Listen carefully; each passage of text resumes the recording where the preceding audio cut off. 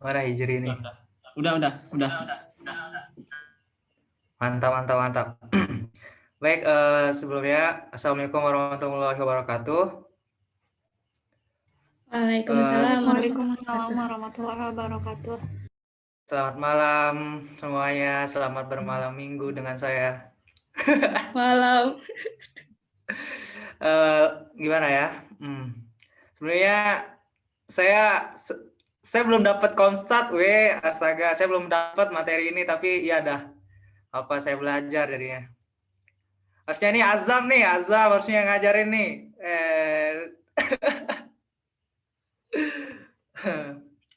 Baik, tapi kan sesuai dengan judulnya ya, ini kita malam ini tuh mau mempelajari tentang R, tapi sebenarnya bukan, ini saya nggak ngajarin R yang lengkap dasar-dasarnya ya.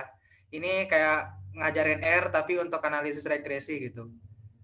Kebetulan itu materi ini ya, materi tingkat 2. Jadi ya sekalian buat sharing-sharing lah. Kalau ada apa salah-salah nanti dikoreksi aja langsung, diinterupsi gitu. Baik, ini sebelum saya masuk ke R-nya, kalian semuanya udah ini ya, udah download R nggak? Udah. Jadi ada ya itu ada tutorialnya sih, tinggal di download terus install. Sebelum itu mungkin kan nggak semuanya ya tahu regresi itu apa. Jadi ini saya pakai PPT dosen saya aja. Saya share screen, izin saya screen ya. Nah, jadi apa sih tujuan regresi sebenarnya? Ini kayak tujuan regresi lah. Tujuan regresi itu apa gitu? Ini nyempil ada korelasi juga. Sebenarnya regresi aja sama jelasin di sini. Jadi regresi itu apa sih? Jadi regresi itu suatu analisis untuk mempelajari hubungan antar variabel gitu.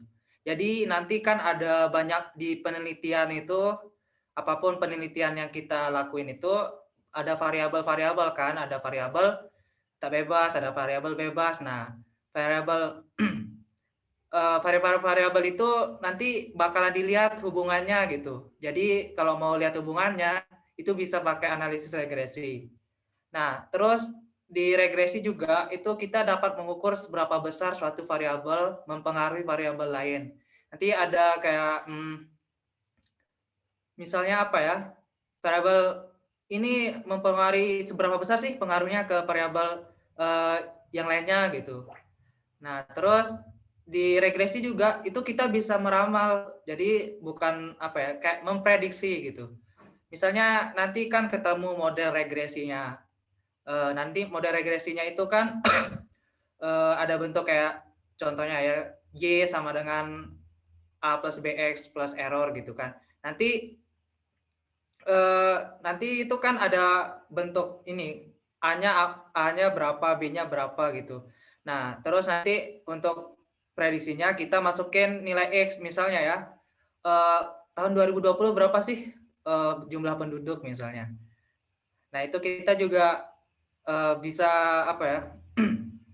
Bisa masukin ini nilai X yang kita inginkan gitu, yang ingin kita cari prediksinya. Terus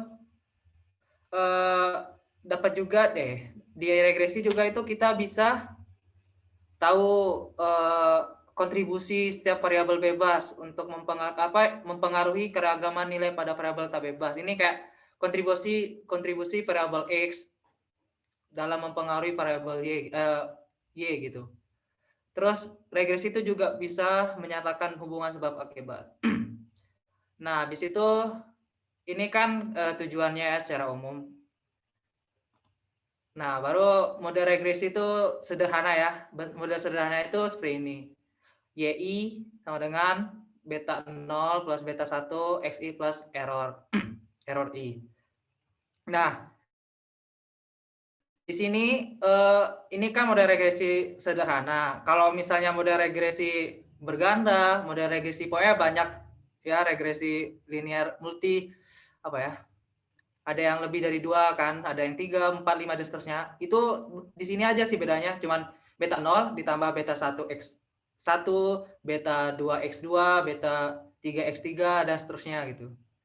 Nah, ini tapi di dalam pelatihan kita malam ini tuh saya cuman fokus ke regresi linear sederhana.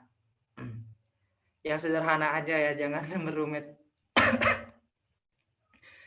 Sebenarnya dari yang sederhana ini nanti bisa kalian kembangin sendiri gitu untuk analisis regresi berganda dan seterusnya. Jadi di sini tuh ini bentuk model regresinya itu seperti ini. Tapi kalau kita ingin mengestimasi itu estimasi nilai apa ya? Estimasi model regresinya itu kita nggak pakai bentuk ini, tapi kita pakai Y-cap gitu. Mana ya? Ada nggak ya di sini? Nanti dah saya contohin. Pokoknya nanti nggak pakai bentuk ini. Nanti itu pakai ini. Ada ya ini noted. Nanti itu pakai ini. Y-cap. Aduh, susah sekali. Sama dengan susah guys. Aduh dulu. Iya. beta cap 0 plus beta cap 1 X. Nah, ini nggak ada errornya. Kalau kita mau ngestimasi, ini kita nggak pakai ini. Jadi bentuk estimasi model regresinya itu kayak gini. Nanti ini untuk regresi sederhana ya. Kalau regresi sensusnya itu tinggal ada ini, nanti ada XI di sini. I-nya itu dari ini 1 sampai N, sebanyak variabel bebasnya. Habis itu ini pengenalannya ya. Terus nanti di regresi itu kita nggak cuman analisis terus ketemu hasil selesai gitu. Jadi di regresi itu ada ini juga apa ya? Ada asumsi yang harus terpenuhi gitu. Ada syarat lah yang harus terpenuhi agar model regresi kita itu valid. Jadi nanti itu ada ini. Mana ya? Dulu saya share screen user. Jadi nanti itu ada ini, tar dulu. Mana ya dia?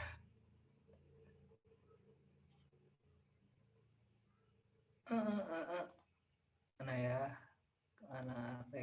Anarek apa ya? Oh bukan, sorry. Nanti itu mana ya? Oh ini. Nah ini saya kelihatan nggak? Kelihatan jelas ya? Kelihatan. Udah. Nah ini saya jelasin ya. Jadi di regresi itu ada syarat yang harus terpenuhi agar model yang estimasi model atau prediksi model kita itu valid gitu. Jadi ada apa ya? Ada 5 lah di sini. Nanti ada. Jadi pertama itu asumsi harus terpenuhi itu pertama ini linear. Jadi linear itu apa? Kan mungkin semuanya udah tahu kan kalau kita mau analisis regresi kalau kita buat scatter plot ya dari model dari data kita itu dia harus linear gitu. Nanti ada lah contohnya saya jelasin apa yang kayak gimana linear. Jadi linear itu nilai ekspektasi dari errornya itu 0. Jadi asumsi pertamanya itu error I yang model yang tadi itu saya tulis udah ulang di sini modelnya. Ini Y beta 0 plus beta 1 XI plus error I. Jadi asumsi pertama itu ekspektasi dari error. Ekspektasi dari error itu sama dengan 0. Nah, tapi ini tuh bisa dilihat dari ini scatter plotnya. Kalau scatter plotnya itu linear alias membentuk suatu garis lurus ya. Kalau di scatter plot itu asumsi ini udah terpenuhi gitu. Secara visual ya itu kayak, tapi lebih ke subjektif sih. Cuman biasanya kalau analisis regresi itu tinggal scatter plot aja kalau untuk asumsi linearitasnya. Terus nanti itu ini selain linearitas, variansnya itu konstan. Jadi nanti variansnya itu konstan. Ini tuh asumsi ini nama asumsinya itu asumsi Ntar dulu, kemana sih? Gak bisa bagus tulisannya. Asumsi homogradisita namanya. Ya Allah jelek guys.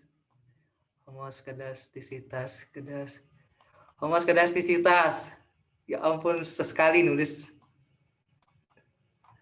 Asumsi homogradisitas. Nah, pokoknya nanti error itu kan misalnya ada 2 variabel ya. Pokoknya nanti error tuh kalau dibuat matriks ada error ya. Errornya, susah sekali tapi di sini gambar guys. Pokoknya error IJ lah ya, error J. Ini kan nanti bakalan bentuk matriks errornya. Tergantung banyak banyak data lah ya atau variabel. Nanti itu yang di sini kan di mana I sama dengan J kan. Error I sama dengan di sini error misalnya error 1 error. Pokoknya errornya di sini itu sama dengan ini. Pokoknya nanti karena sama di sini konstan gitu, gimana cara jelasinnya? Pokoknya variasinya konstan, jadinya di sini tuh nanti variasinya itu jadi sigma kuadrat. Nah itu ini asumsi homogradisitas. Kalau asumsi ini terlanggar, berarti terdapat gejala heteroskedastisitas gitu. Kalau asumsi linearitas terlanggar berarti non-linear.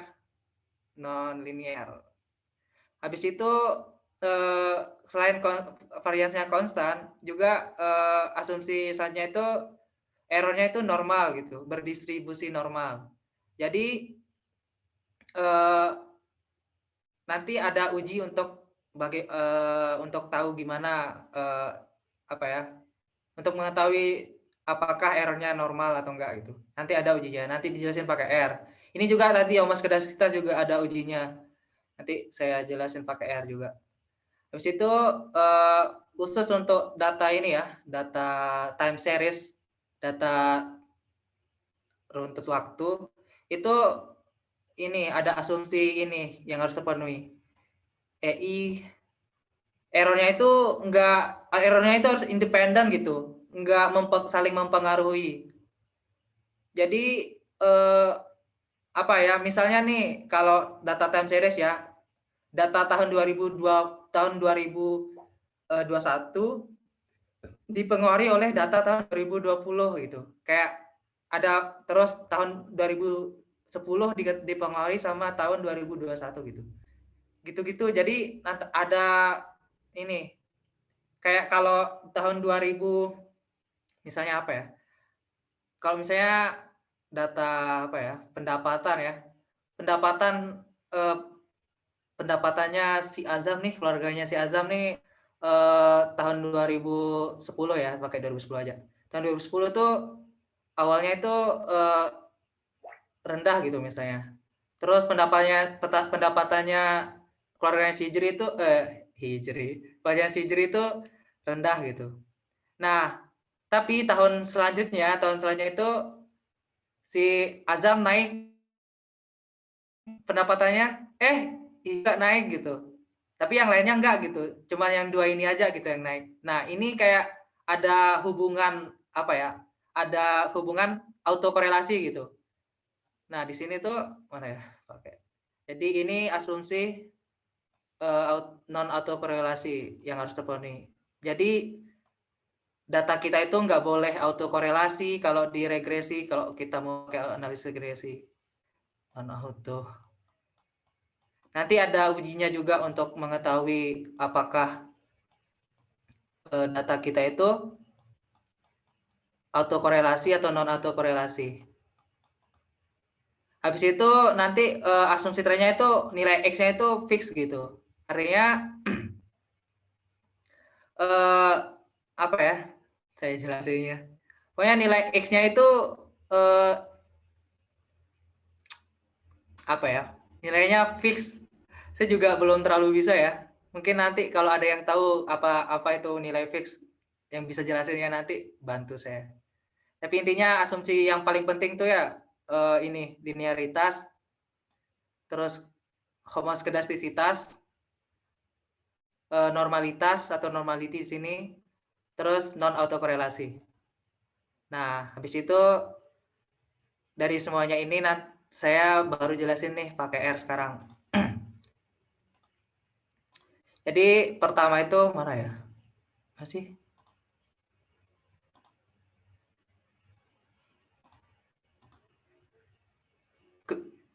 Nah, kalian udah ini kan? Udah install kan? Jadi ada yang nanya ya?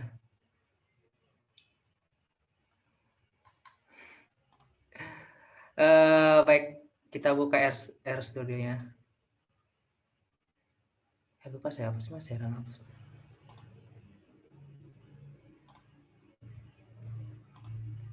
Kelihatan nggak R-nya? Lagi load. Oh ya udah. Nah, ini tuh apa ya, tampilan R ya, tampilan R Studio. Tapi kalau biasa ada ini lagi nih, saya hapus dah. Nah, tampilan awalnya itu kayak gini. Jadi di R itu kita programnya kita ngodingnya tuh di sini kayak 1 tambah 1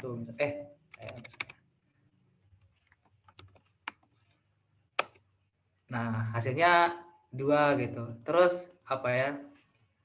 12 kali 11 misalnya. Misalnya 132. Jadi kita ngoding di sini di R Studio. Jadi kita ngoding kayak gini di R Studio, tapi ada pokoknya selain kita bisa di sini ada namanya ini. Sini ada itu namanya R Notebook, R Markdown dan seterusnya.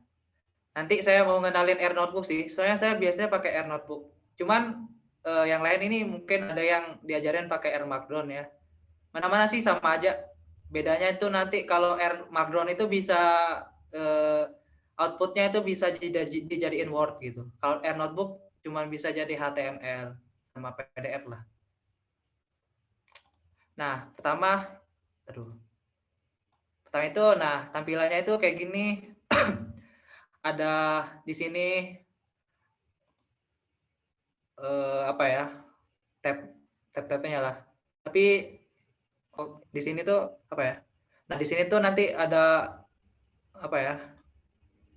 Nah, ini story-nya yang ini. Kalau mau ngapus story-nya bisa, tapi di sini tetap ada gitu story-nya. Gimana ya cara mau jelasinnya? Pokoknya pertama itu kalau mau apa ya? Pakai R Studio itu pertama kita buat project. New project lah. Sebenarnya saya udah buatin projectnya tapi saya ajarin dah. Nah, habis new project terus di sini new directory. Nah, di sini new project. Nah, kita mau namain apa nih? Misalnya apa ya? Renjani. Nah, saya nyimpannya itu di sini di apa ya, folder Rinjani khusus gitu. Habis itu create project.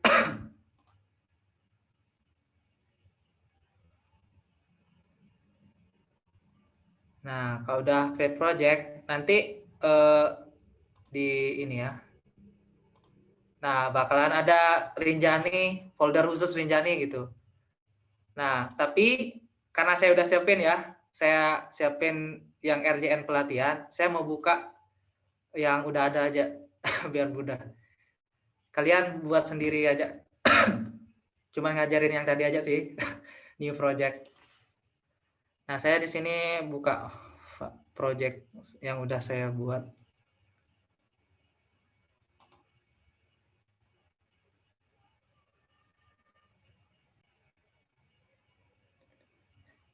Nah, tapi belum saya ya. Nah, pertama itu ya apa ya? Pertama kalau mau analisis regresi pakai R itu ya kita harus masukin data ya dulu gitu.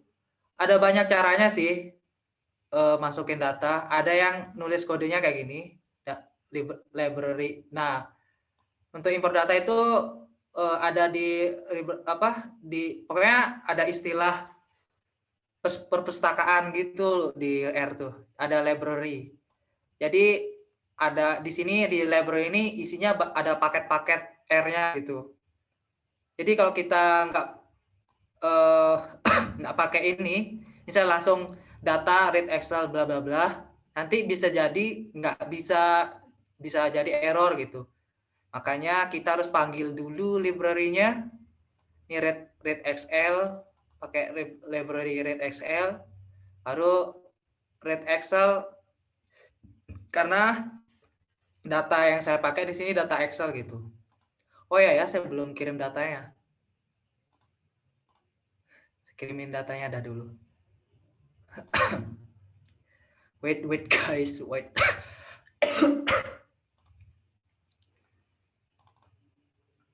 Tunggu.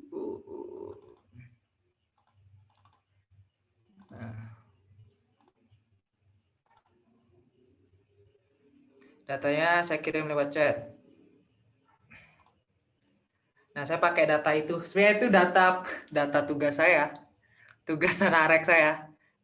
Saya pakai buat ini analisis regresi di sini. Nah, datanya itu udah ada di sini, udah ada di foldernya, di folder projectnya. Jadi nanti biar mudah apa ya? Mudah datanya itu dimasukin ke ini, ke RJN pelatihan. Kan saya udah namain project saya itu namanya RJN pelatihan. Kita masukin di sini. Nah, ini data. Jadi kalau mau masukin data, masukin dulu buat project, terus masukin datanya ke nama folder projectnya biar mudah.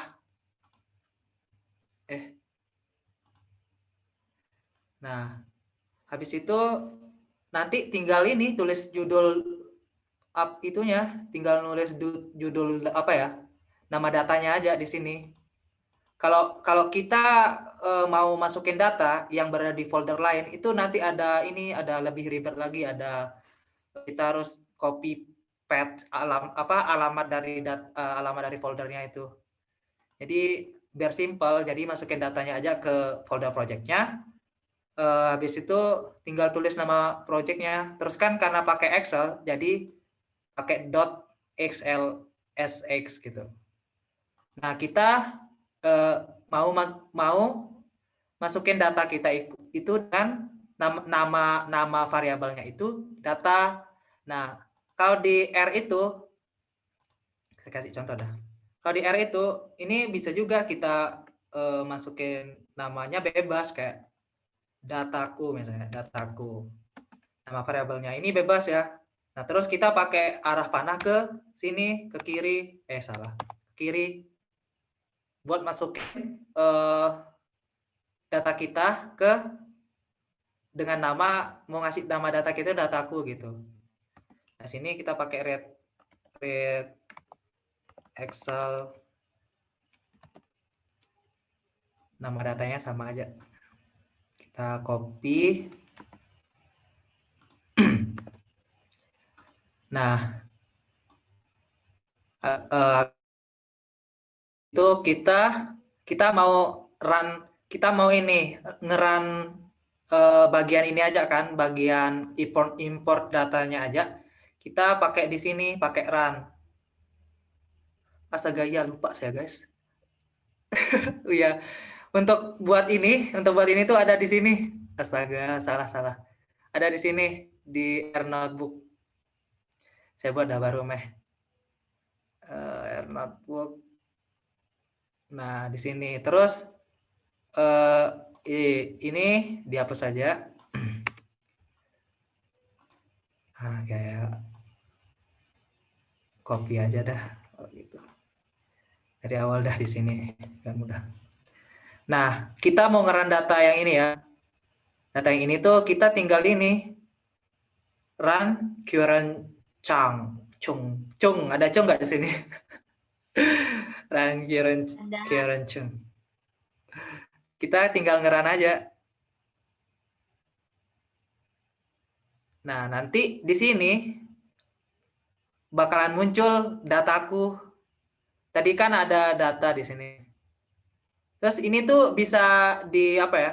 Ini kita bisa update gitu. Kita bisa ulang ngeran. Nah, di sini tuh kita bisa hapus. Nah, misalnya kita hapus semua ya. Hapus. Dia bakalan hilang.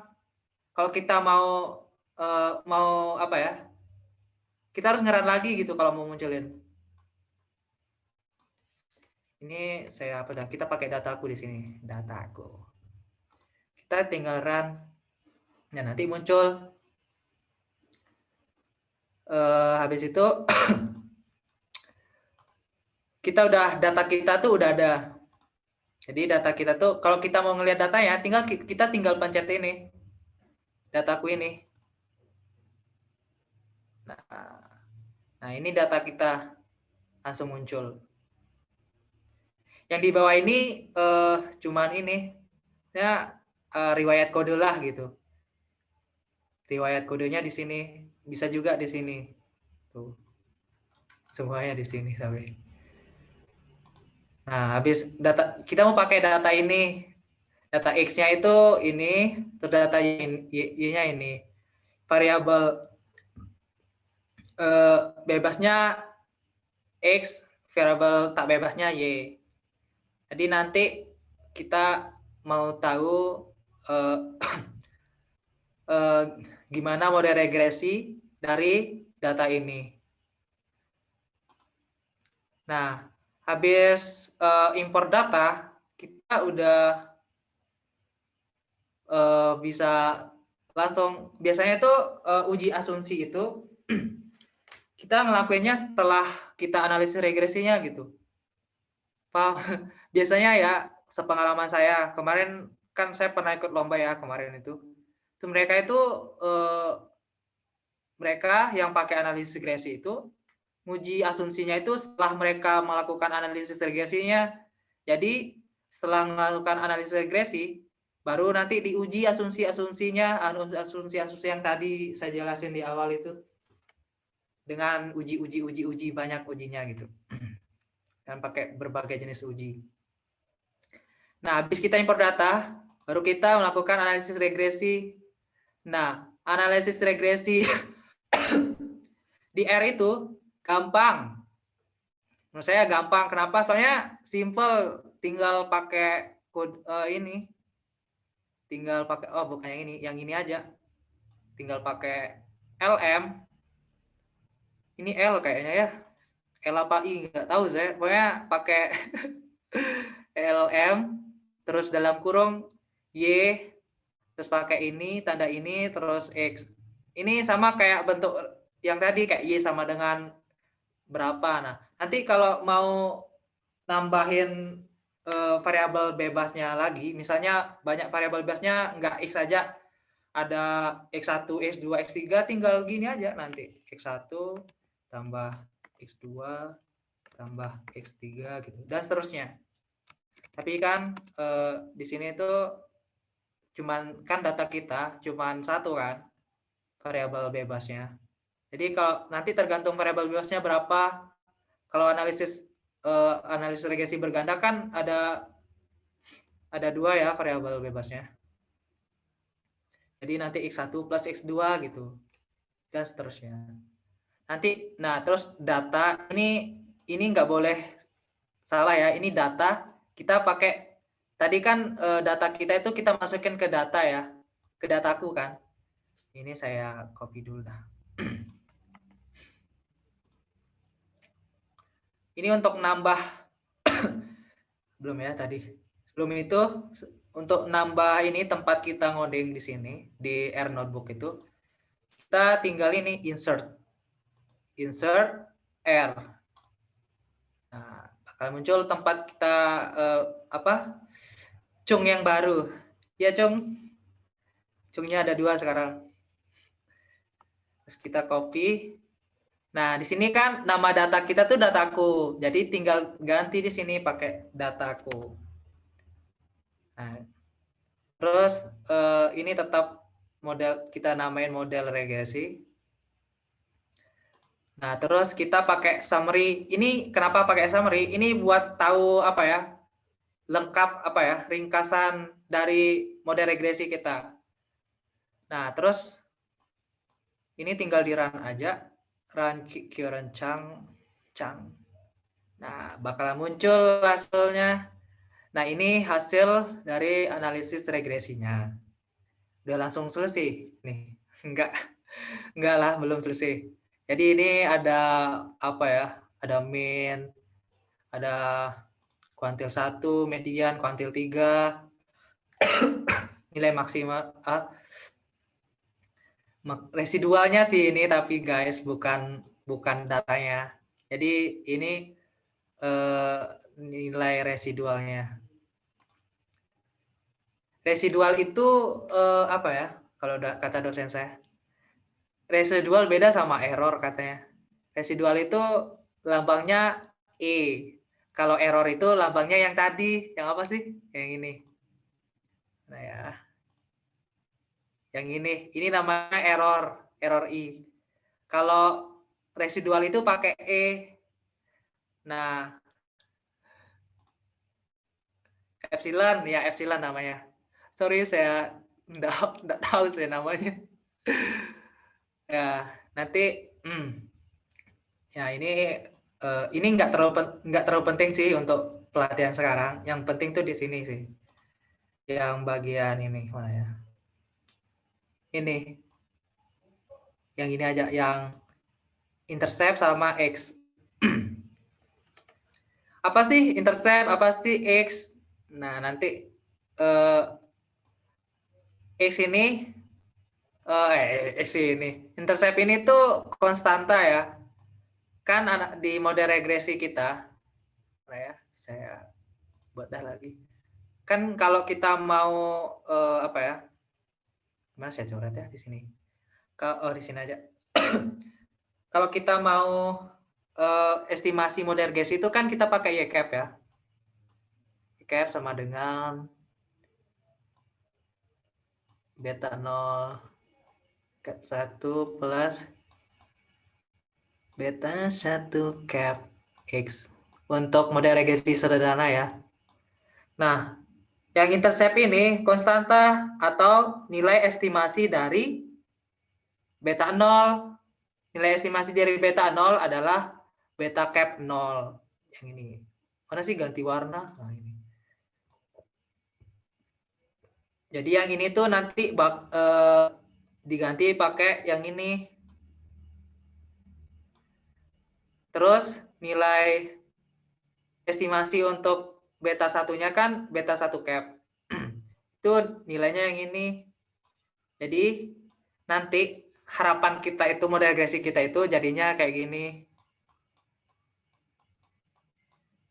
-2,32 bla bla bla. Ditambah 14,74 lah ya, saya buletin.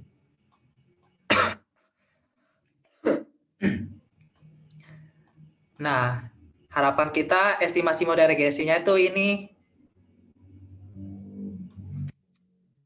Tapi kan harus ada asumsi ya yang harus kita penuhi. Jadi sebenarnya kalau mau lanjut sampai sini udah selesai, tapi model kita belum tentu valid. Jadi kita harus ngecek asumsi-asumsi yang saya jelasin di awal tadi. Itu pakai uji-uji. Nah, nanti saya bakalan balik lagi ke sini. Kita lihat ujinya apa aja. Nah, ini nggak apa-apa ya, saya nggak hapus modelnya biar nggak tulis ulang. Ini udah ada modelnya. Nah, uji pertama tuh uji asumsi. Ini nggak kekecilan kan rupanya? Atau mau di zoom besarin? Ini pertama itu uji asumsi. Jelas ya kelihatannya? Jelas. Nah, pertama itu kita uji asumsi linearitas. Nah, kita untuk nguji apakah data kita itu linear. Ntar dulu minum.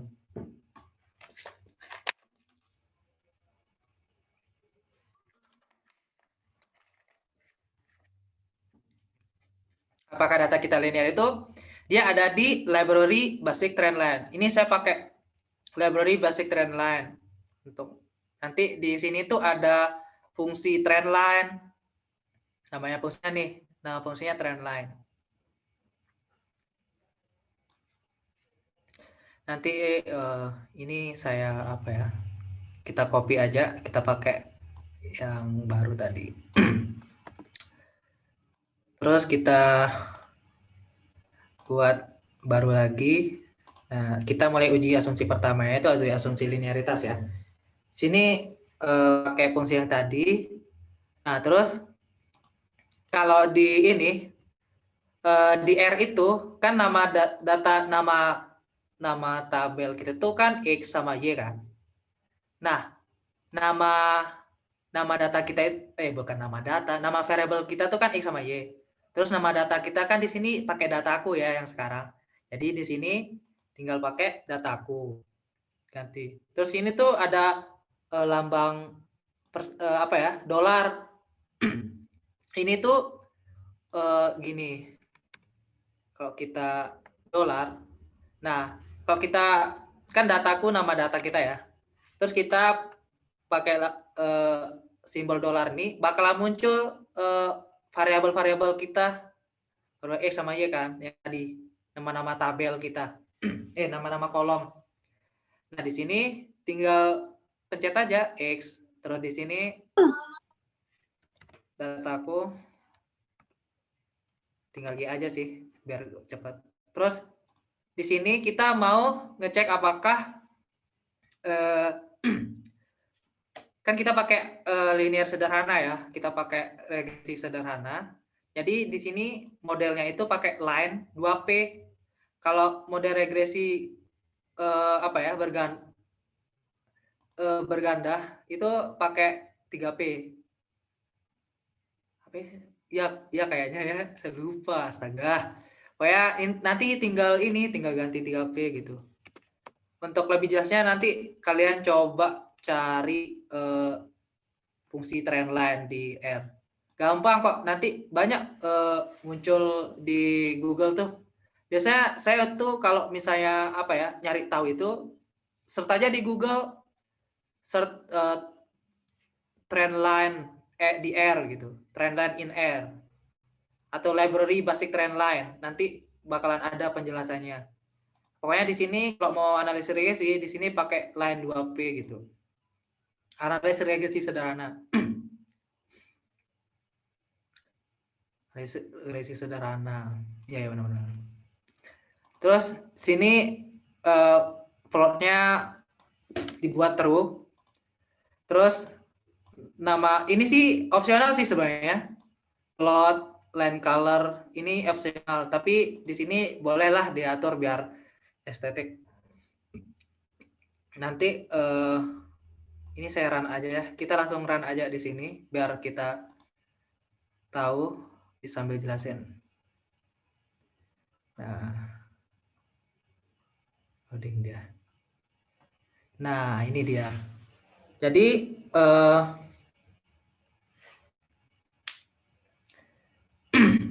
jadi sini tuh data kita tuh linear ya.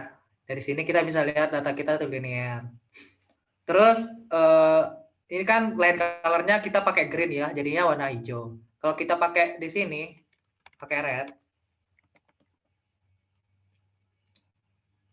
itu kita run lagi.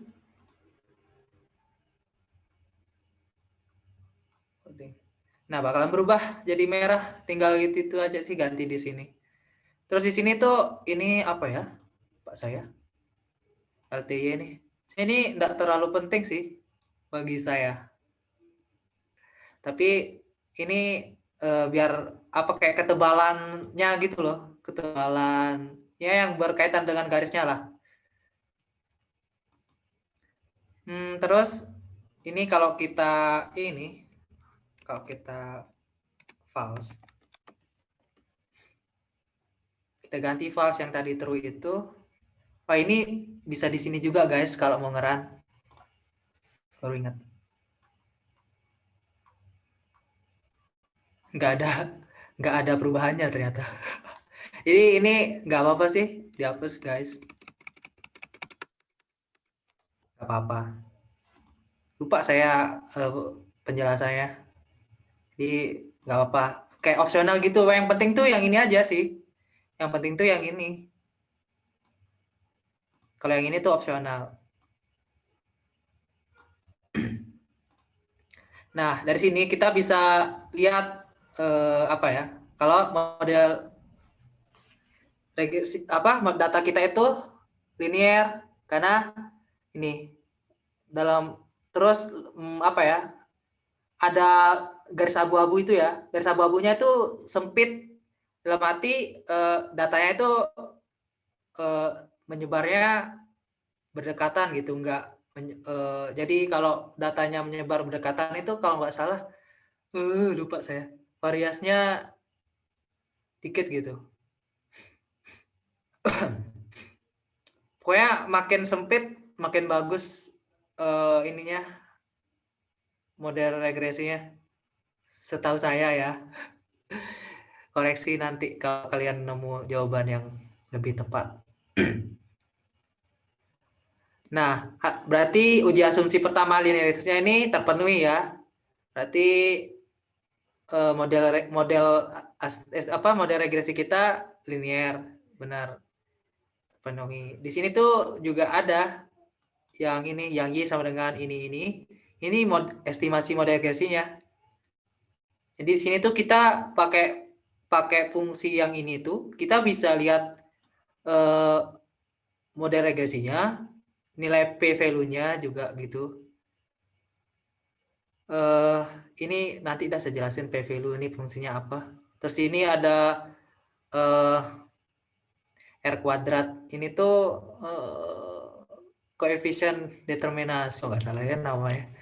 Ini tuh untuk mengetahui apa ya? Nanti udah saya jelasin di akhir. Ini yang penting pertama itu asumsi linearitasnya itu terpenuhi. Kemudian lanjut asumsi kedua itu homoskedastisitas. Astaga. Asumsi keduanya itu ujian homoskedastisitas. Nah, di sini tuh kita pakai uji Bresuh-Pagan namanya. Ini nama ujinya. Kalian bisa search sendiri untuk cari tahu tentang uji ini. Tapi di R itu kita pakai library LMTest. LMTest. Nah, kita pakai BP test. Tinggal ini aja sih. Nah, H0-nya di uji ini tuh H0-nya tidak ada gejala heteroskedastisitas. H1-nya itu ada gejala heteroskedastisitas. Ini tuh hipotesis awalnya gitu. Hipotesis awal di uji Bresuh-Pagan ini. Nanti apakah hipotesis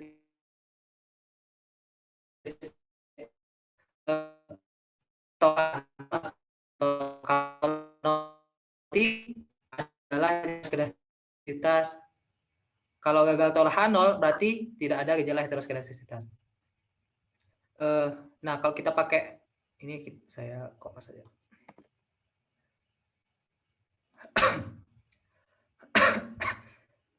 Ini insert R. Nah, ini kita langsung run aja ya, nggak perlu nanti saya jelasin hasilnya. Nah, hasilnya itu ini nanti ini bisa dilihat di tabel Bresuh Paganya. Yang ini nilai BP-nya, ini nilai Bresuh Paganya, ini DF-nya ini apa sih namanya? Astaga. Degree of freedom, derajat bebasnya. Ini derajat bebas sama dengan banyak variabel dikurangi N-1. Banyak variabel -1. Nah, ini nilai kita pakai v-value di sini. Kan di R itu kalau kita nggak atur nilai alfa untuk kita tes ini, alfanya itu 0,05, itu 0,05 alfanya. Ya benar. Jadi ini tuh nilai alfanya itu dengan alfanya itu 0,05. Atau nanti kalau di soal itu ya, di soal itu nilai namanya itu di sini namanya tingkat apa sih? Tingkat signifikansi namanya.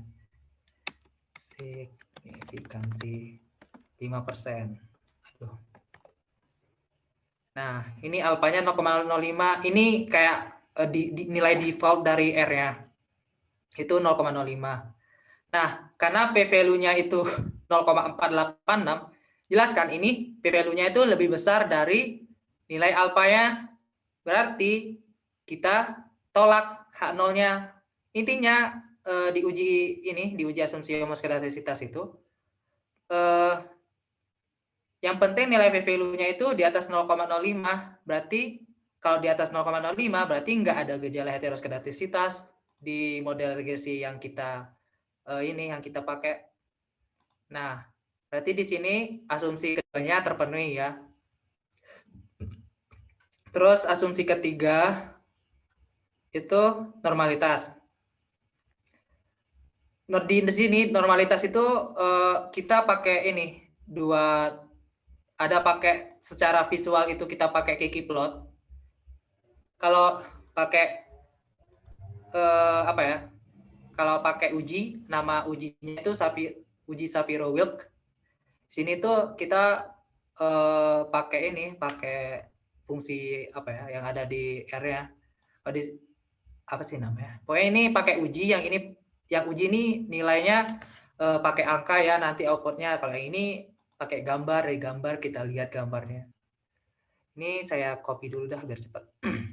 Waktunya tinggal dikit. Aduh.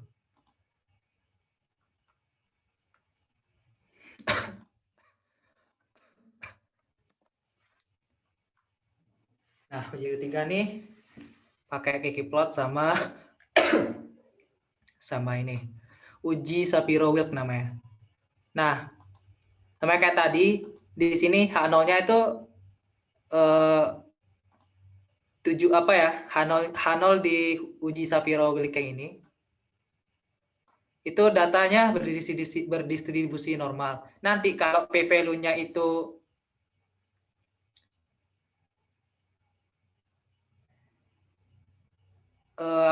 nanti kalau p-value-nya itu di atas 0,05 hasilnya ini nanti kalau saya udah run, nanti datanya berdistribusi normal.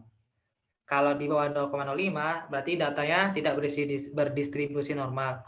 Ini kenapa pakai Shapiro-Wilk? Soalnya datanya belum dikelompokkan. Nanti ada data yang dikelompokkan. Kan nanti ada data yang dikelompokkan itu berarti ada frekuensinya gitu. Nah itu kalau yang kayak gitu itu pakai uji yang lain, nggak bisa pakai uji Shapiro-Wilk. Nah Shapiro-Wilk ini juga dipakai untuk data yang sampelnya sedikit. Nah karena dataku ini kita cuman kurang dari 30. Kalau kurang dari 30 itu namanya sampelnya sedikit ya. Kalau kurang dari 30 berarti di sini kita bisa pakai uji Shapiro-Wilk. Nah, terus ini Kiki-plot. Belum Kiki-plot nih yang tingkat 1 ya. Ini yang 2 itu bakalan dapat di ini. Analisis data eksploratif EDA pokoknya. Tidak ada di penjelasannya cara membuat Kiki-plot. Nah, ini saya run aja ya buat tahu hasilnya. Nah, pertama Kiki-plot. Di sini melihat Kiki-plotnya, ini ada ini ya, ada titik-titiknya ini. Nah, ini tuh datanya ini cenderung mendekati garis lurusnya. Jadi kalau kita pakai Kiki-plot ini lebih subjektif gitu loh, menilai apakah datanya normal apa enggak. Jadi kalau data-datanya ini mengumpul di garisnya, berarti datanya itu berdistribusi normal. Nah, cuman ada 2 sih ini yang agak paling melenceng. Ada 2 data, tapi karena mayoritas datanya di garis ini, di garis lurus ini, berarti datanya bisa diasumsikan berdistribusi normal, mendekati normal. Terus kalau pakai uji ini, uji Shapiro-Wilk ini, oh ya, saya jelasin dulu. Uji Shapiro-Wilk ini tuh ada di library MAS ya. Kalau kita nggak pakai library MAS, nggak bisa pakai uji ini. Terus kalau kita mau pakai Kiki-plot juga harus panggil library car-nya.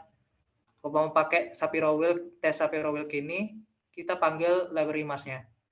Nah, pertama sebelum kita mau ini pakai uji Shapiro-Wilk, itu kita nyari ini apa sih ini namanya?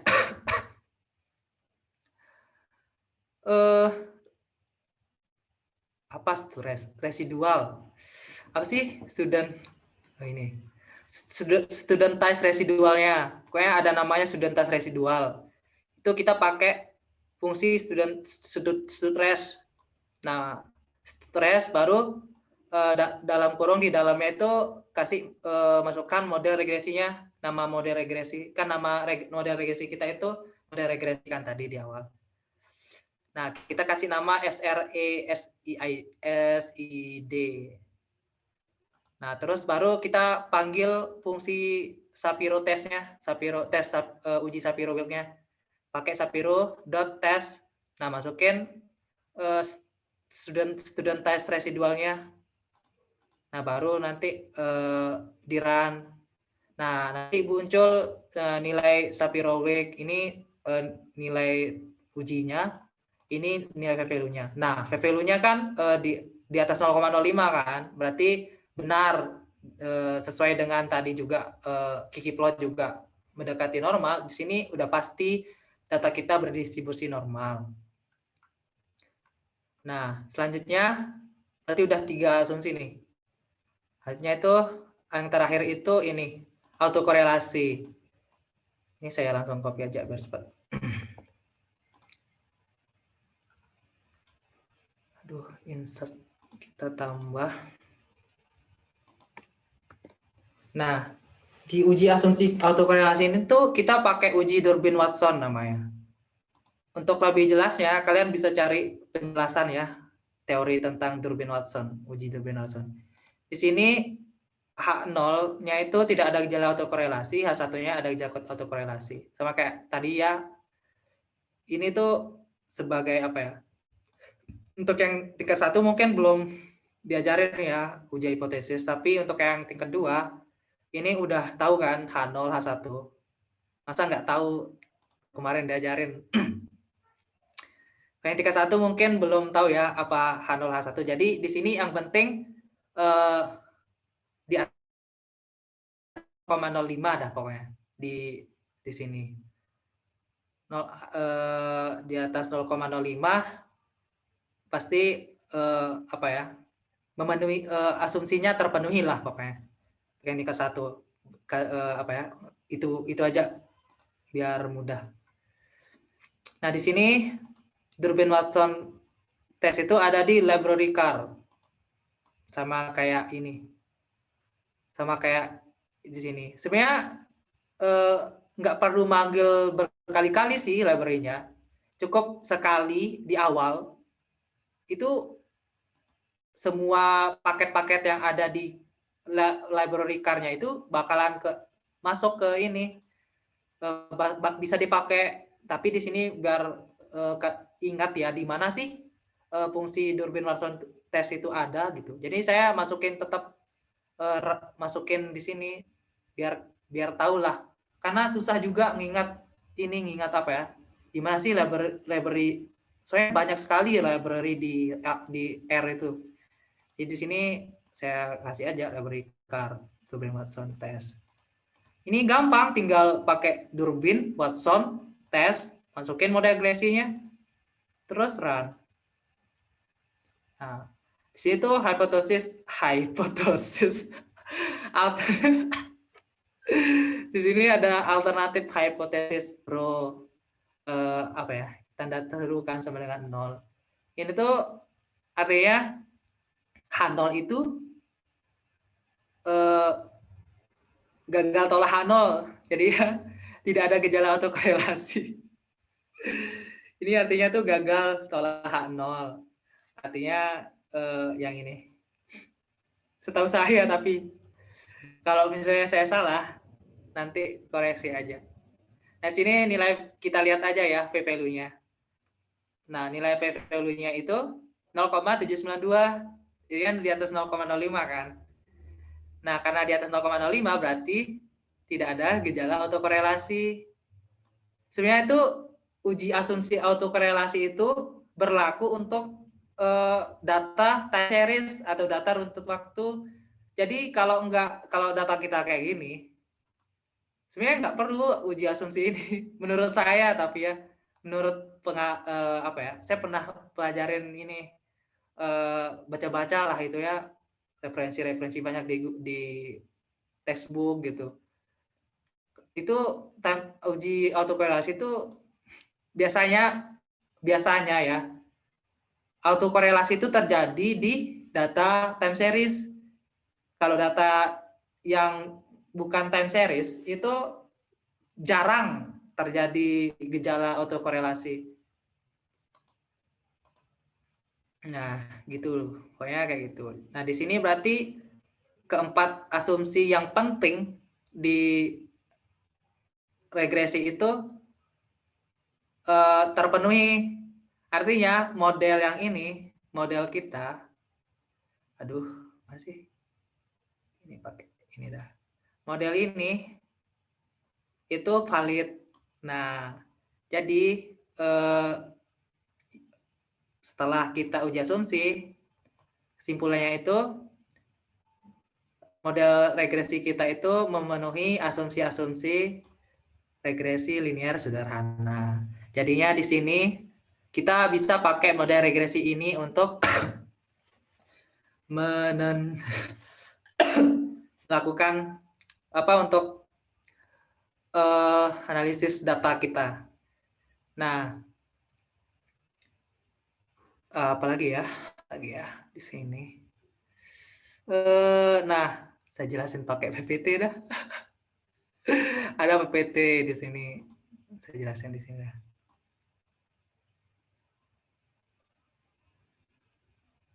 Tapi ini tidak sih.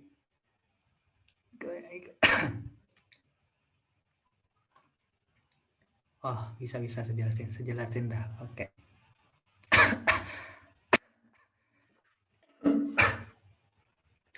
Jadi dari model ini tuh kita bisa simpulin apa ya? bahwa interpretasi kita ya, interpretasi dalam model kita ini, setiap X ini, saya pakai ini dah, annotate. Ini, setiap pertambahan X sebanyak satu, pokoknya setiap X bertambah 1, nanti Y-nya itu bakalan bertambah sebanyak 14,74.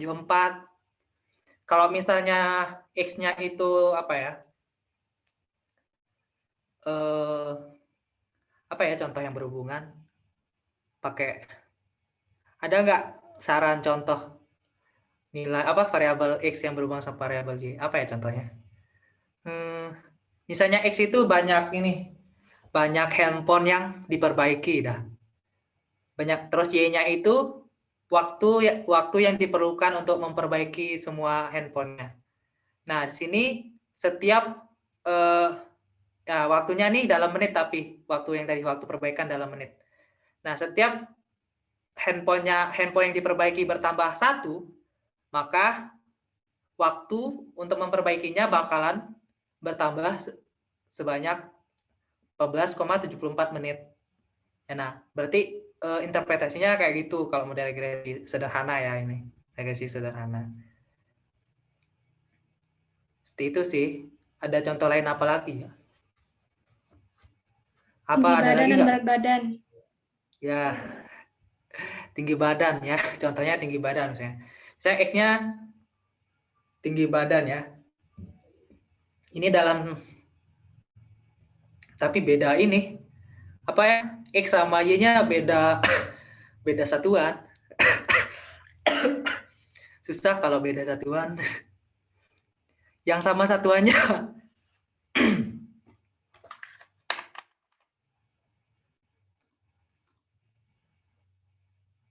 Oke.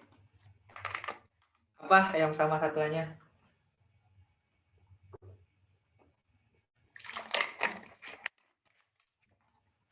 Ayo, astaga, saya nggak tahu, aneh. Apa Selama ya? belajar dengan hasil nilai ujian gimana? Oh, bisa.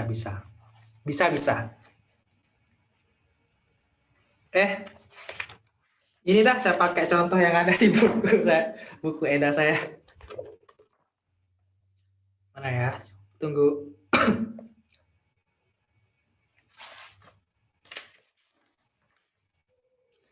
Allah, mana nih?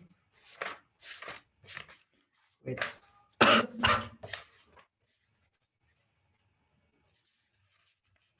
Nah ya. Ini. Misalnya X itu tenaga kerja. Y itu apa ya di sini? Y-nya output perusahaannya. Kayak apa ya?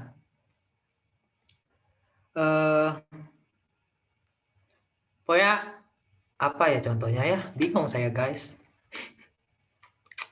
Nah, intinya itu misalnya X itu banyak tenaga kerja ya. Y itu output dari perusahaan. Dah. Ini satuannya dalam miliar. X-nya itu dalam bentuk orang kan. Ya kali ekor, nggak mungkin kan. Jadi kalau misalnya X-nya orang, setiap orangnya bertambah, tenaga kerjanya bertambah di perusahaan itu bertambah 1, maka outputnya bakalan bertambah sebanyak 14,74 miliar. Gitu. Nggak logis ya, dalam juta lah, 14,74 juta lah. Nggak logis satu tenaga kerja bertambah, nambahin dalam miliar. Nah, seperti itulah ini.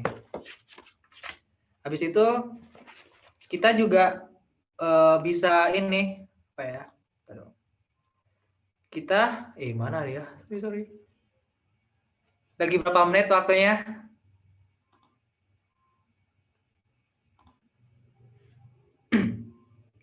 Tes. 7 menit lagi atau 2 menit bisa?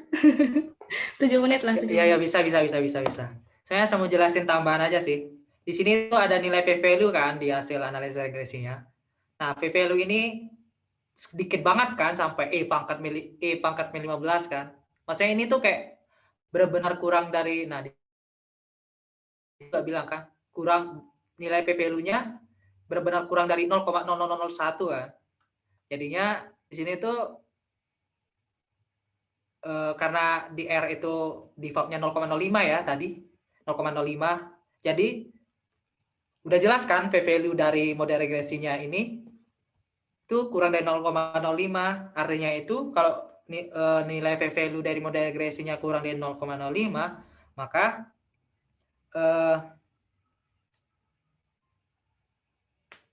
variabel X-nya ini berpengaruh signifikan terhadap variabel Y.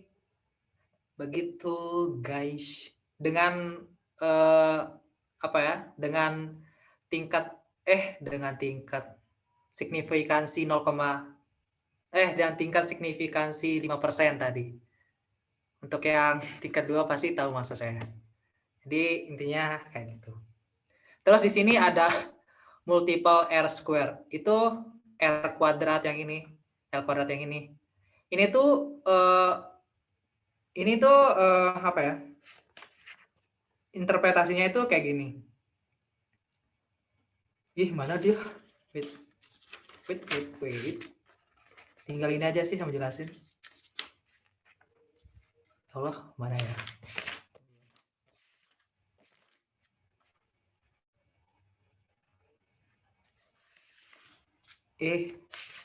Kok nggak ada? Oh ya, saya pakai ini dah. Tunggu. Kayak di sini. Allah, lupa saya.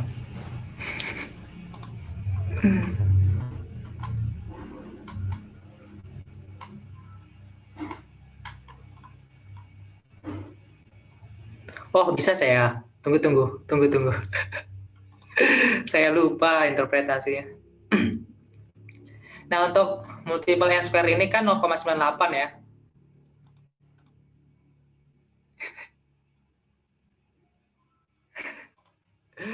Ini 0,98 berarti ini tuh dalam persen untuk interpretasinya. Jadi kontribusi variabel X terhadap variabel Y itu sebesar 98%. Dan sisanya 2% itu dari variabel lain yang nggak masuk dalam analisis. Kayak gitulah yang ini interpretasinya. Ini tuh multiple R R kuadrat ini itu untuk untuk mengetahui kontribusi dari X terhadap keragaman Y, Pak. Gitu. Di sini besar sekali nih, 98%. 98% variabel X itu mewakili ya, berkontribusi terhadap keragaman Y. Nah, 2%-nya itu dari variabel lain yang tidak dianalisis. Begitu. Astagfirullah. Merasa ini saya menjelaskan, intinya kayak gitu ya. Udah, Ocha, moderator. Yang mau nanya? Ya, mungkin teman-teman ada yang ingin bertanya. Mungkin tadi malu-malu nanya ke Izanya karena saking bingungnya ya. Atau gimana? Ada yang ingin bertanya? Ya, diam semua nih.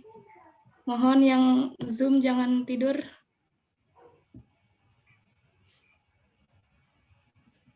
Ada yang ingin bertanya? Nggak ada yang nanya ya? Ada yang ingin nanya? Oke lah, tak apa.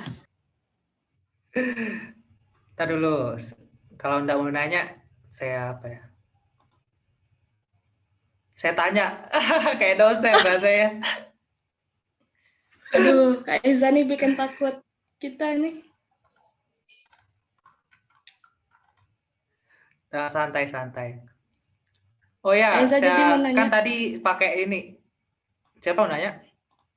Enggak.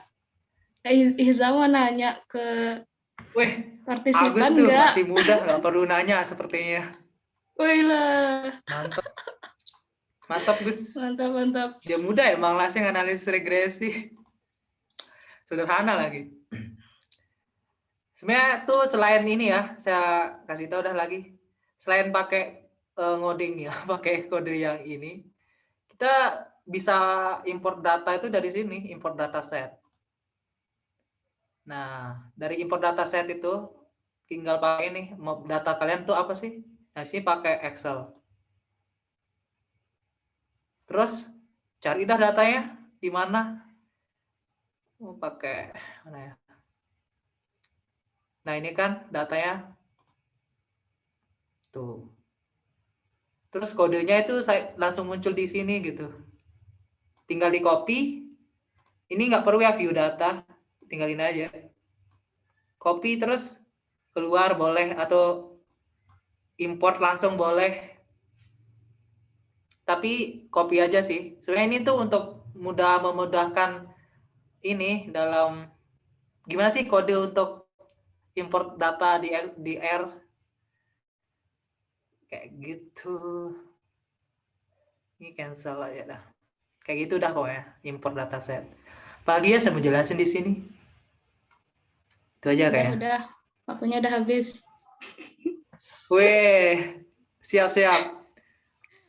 Maaf Thank ya you. Kak Aiza. Atau mungkin ada teman-teman yang mau nanya. Nggak ada. Mungkin saking bingungnya bisa, misalnya kalau bingung-bingung nanti bisa ngechat Kak Izanya langsung. Misalnya kalau nggak ada pertanyaan sekarang. Nah, karena kita udah selesai nih pelatihan R-nya, aku mau nanya ke 61 sama 62 nih. Satu orang ya. Aku pilih acak. Mau nanya pesan-pesannya aja sih. Siapa ya? Siapa ini? Siapa? Agus.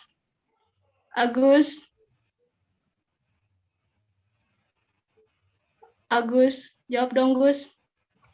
Mahal sekali ya Gus nih suaranya. Skip. Nggak boleh skip, nggak boleh. Agus, aku mau nanya dong Gus. Kesan pesanmu apa Gus? Ikutin pelatihan R. Yo, kok yang lain? Malu Agus nih, padahal Pusing, udah pusing, ikut aja pusing. dulu. Pusing. Pusing kenapa Gus? Sebenarnya sih kayak gimana ya? Mungkin bagi kami anak 662 sih agak kecepatan sih. Mungkin tiba-tiba muncul kode gitu, apa namanya, coding-codingan gitu, tiba gitu isinya itu belum masuk gitu. Itu dah. Siap-siap. Ya. Nanti juga bakal sebentar lagi mungkin yang bakal ketemu sama materi ini. Kita jadinya Kak Izanya ini mau memperkenalkan dulu sedikit lah. Ya, gitu. Terus aku mau nanya lagi nih sama siapa ya? Yang 61 nih. Aiga. Aiga ada enggak ya? Aiga. Ada dia Aiga. Ai. Walah, lagi jelek kanuknya sinyalnya. Iya, aku kok dikakain nih, Aigan. Ya udah deh, siapa ya? Cung. Aiga, bisa nggak? Bisa lah. Bisa. Gimana kesan-pesannya, Aiga? Gimana ya? Sama sih kayak Agus tadi karena yang D3 juga belum kenal sama R kan, masih baru Pascal kita za. Di Astaga, lingkarnya iya. nyambung sih, di ininya masih nyambung sih, kayak di pembuatan hipotesisnya, terus pengambilan keputusannya masih nyambung sih. Cuman itu sih tadi penggunaan R-nya bingung. Itu aja guys. Siap. Oke, makasih Aiga. Ini kok pada keluar? Astaga. Udah kok, masuk lagi, suruh masuk lagi. Aduh, yang keluar-keluar nih. Aduh, gimana ya? Oke, karena udah perwakilan aja ya yang 2 orang. Jadi selanjutnya kita ada kita berdoa dulu ya. Berdoa dulu sebelum menutup pelatihan ini. Mari kita Waca-waca. apa? Boleh nggak saya ngomong sebelum selesai? Iya, ngomong aja. Sepatah Nggak 2 apa-apa. kata lah. Oh Iya, iya. silakan. Kan sebelumnya saya mau berterima kasih ya ini sama semua yang udah datang. Soalnya sebenarnya ini ya saya malu. Saya malu buat ngejelasin soalnya apa ya? Saya juga belum dapat materi R di KS, baru dapat semester ini, malah minggu depan saya dapat materinya, materi dari awalnya. Kemarin masih SPSS diajarin sama.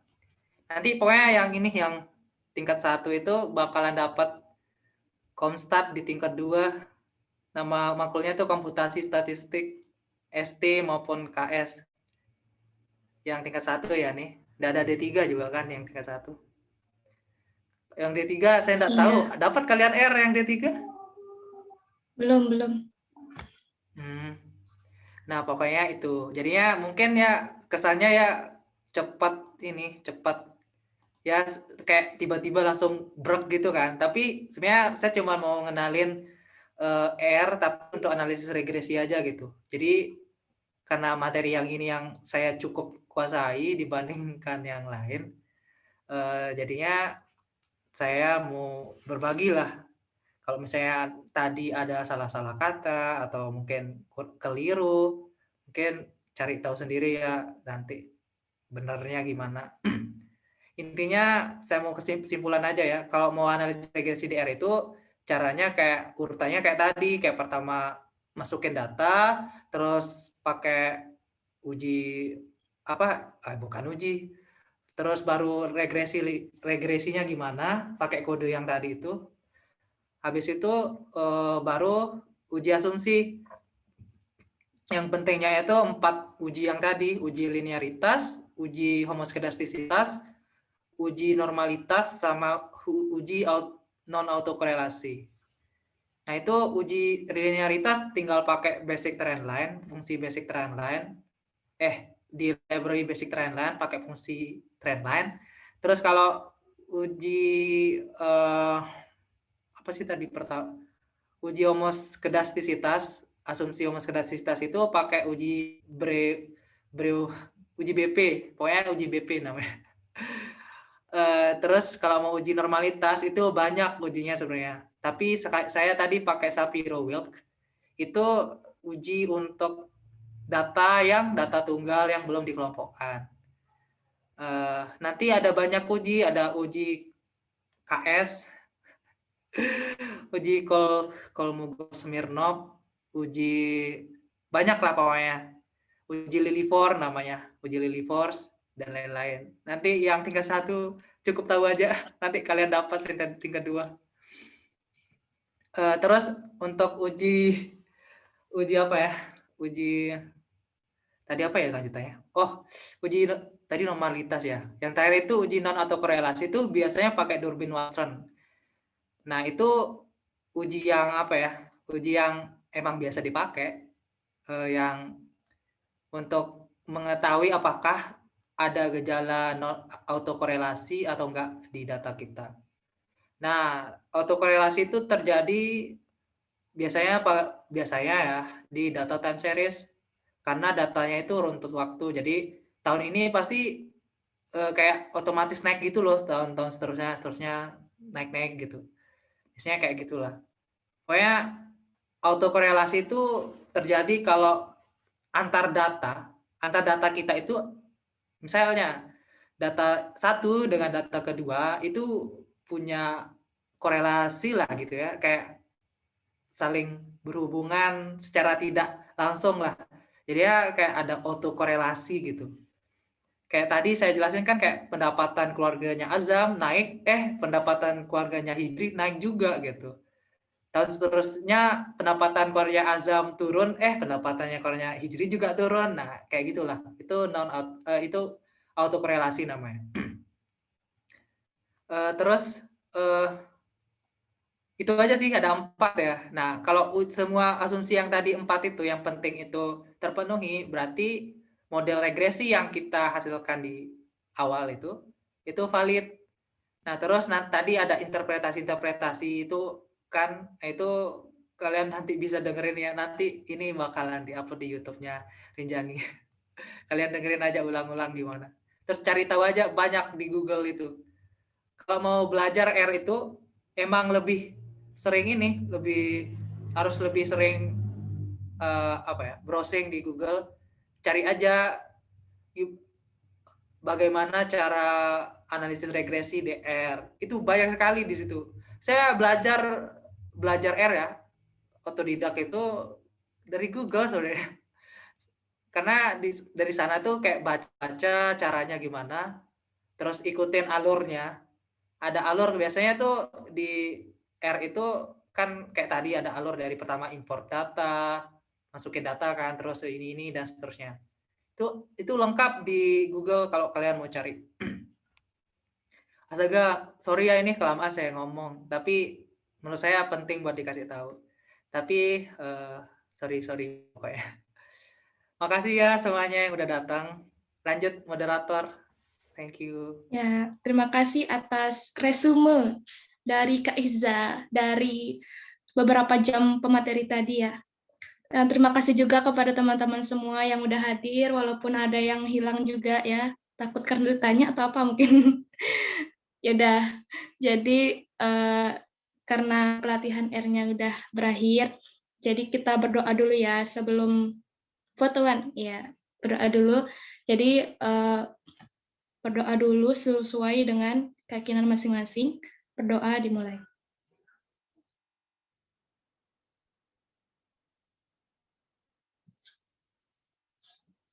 Berdoa tidak pernah selesai.